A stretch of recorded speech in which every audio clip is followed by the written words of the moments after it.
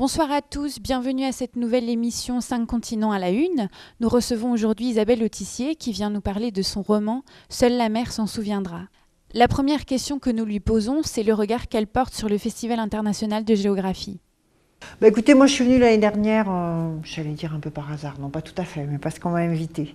J'avais trouvé ça vraiment intéressant comme manifestation par la richesse, la variété des débats déjà, du public, du mélange de gens, voilà. Donc je trouvais ça sympa, puis comme cette année c'était le thème de la mer, évidemment ça me concerne. Justement, en tant que navigatrice, vous vous sentez particulièrement sensible à ce thème-là, de la mer et des océans ? Écoutez, moi c'est mon milieu de travail, donc évidemment si j'y étais pas sensible, il faudrait que je fasse de l'alpinisme. Mais bien sûr, je suis plus concernée, je suis ingénieure des pêches, j'ai travaillé dans le milieu de la pêche pendant 10 ans, j'ai fait de la course au large, je navigue toujours beaucoup. Donc bien sûr, je pense aussi que l'océan, la mer, on peut tout faire et tout dire, c'est-à-dire qu'il y a une histoire, il y a une géographie, il y a une poétique, il y a tout autour de la mer.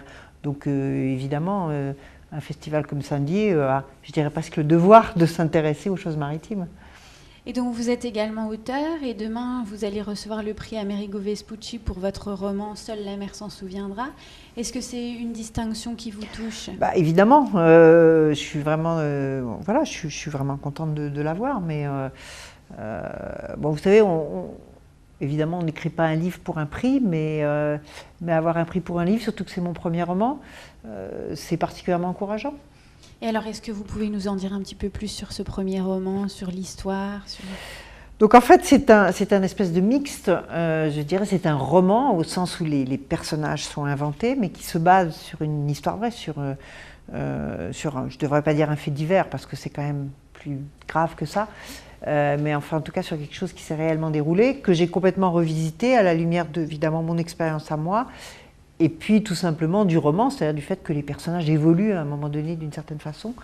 Donc en 2 mots, c'est l'histoire d'un marin qui s'inscrit dans une course en solitaire autour du monde dans les années 60, qui est plein d'ambition et de rêves, et qui finalement ne va pas être à la hauteur de ses rêves, et va se mettre à tricher pour faire croire qu'il est en tête de la course et que tout se passe bien. Et au bout d'un moment, il va tricher de telle manière qu'il va donner des fausses positions et qu'il ne pourra plus, au bout d'un certain nombre de semaines, finalement rattraper la position théorique qu'il a annoncée. Et donc il n'a plus le choix qu'entre avouer son mensonge ou au contraire la fuite en avant, continuer à naviguer, et c'est la voie qu'il va choisir. Et évidemment, ça ne va pas bien se terminer. Et donc, je crois que vous serez au Salon du Livre demain pour dédicacer donc, justement Absolument. votre roman. Est-ce que c'est important pour vous d'aller à la rencontre des lecteurs, du public ? On écrit pour se faire plaisir, mais on écrit pour des gens. Sinon, c'est pas la peine d'écrire, ou alors il ne faut pas publier. On peut faire son journal personnel, mais quand on va voir un éditeur et qu'on se fait publier, c'est parce qu'on veut parler à des gens. Qu'à un moment donné, c'est quand même important, c'est même essentiel de rencontrer ces gens-là. Même si c'est bref, parce que c'est vrai que dans les rencontres autour d'un salon du livre, on n'a pas toujours beaucoup de temps, mais si on ne peut pas parler avec les gens pour qui on a écrit, je ne sais pas très bien à quoi ça sert d'écrire. Enfin, je crois que écrire, c'est vraiment quelque chose qui est tourné vers les autres, vers l'extérieur. C'est un exercice solitaire au départ, mais après, c'est fait pour toucher les gens et joindre les gens.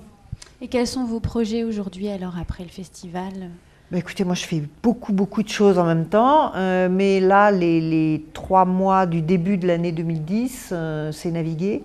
Et je pars sur une croisière assez longue de 3 mois en Antarctique avec des alpinistes à bord. Donc pour une expédition mer-montagne, donc assez loin, vraiment au fond de la péninsule antarctique.